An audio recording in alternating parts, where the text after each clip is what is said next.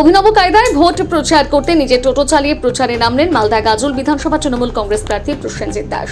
5 বছরে যিনি ব্যর্থ বিধায়ক, তিনি এলাকায় কোনো কাজ করেননি, তাকে মানুষ ছুঁড়ে ফেলে দিয়েছে। নিজের হাতে টোটো চালিয়ে ভোট প্রচারে বেরিয়ে এমনই মন্তব্য করলেন মালদহের গাজল বিধানসভা তৃণমূল প্রার্থী প্রসেনজিৎ দাস। হাতে মাত্র একদিন, তাই প্রায় 1000 খানেক তৃণমূলের শ্রমিক সংগঠনের ই-রিকশা টোটো চালকদের নিয়ে ভোট প্রচারে ব্যাপক সাড়া ফেললেন। চালকরা আছে, তারাও আমাদের নির্বাচনী মিছিলে অংশগ্রহণ করে।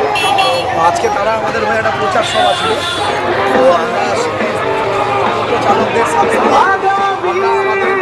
প্রচার মিছিল আজকে যে মানুষের সমর্থন, ভালোবাসা, আমরা এখান থেকে প্রার্থনা করছি। বিজেপিকে কিছু জানানো যায়, গাজলের উন্নয়ন করতে হবে, গাজলের মানুষের কাজ করতে হবে, মানুষের ভালোবাসা চাইছি, গাজলের মানুষের জন্য অনেক কিছু করতে হবে। মানুষ আশীর্বাদ করুক, নিশ্চিতভাবে মাথা নত করে গাজলের মানুষ। দাদা, এটা তো বিজেপির ঘাঁটি ছিল, এবার কি হবে? বিজেপি হেরে যাবে। কাজ করেনি মানুষের, হেরে যাবে।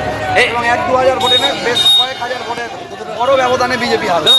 টোটো তো প্রচার কেন? টোটো ভাইদের আজকে মিছিল ছিল, আমি তাদের ডাকে সাড়া দিয়ে মিছিলে অংশগ্রহণ করি। টোটো ভাইরাও চাইছে কেমন সাড়া পাচ্ছেন? খুব ভালো সাড়া। টোটো ভাইরাও চাইছেন আমাদের হয়ে প্রচার করতে, সমর্থন করতে, তাই আমি তাদের সাথে টোটো চালকের ভূমিকায় আজকে প্রচার করে দিলাম।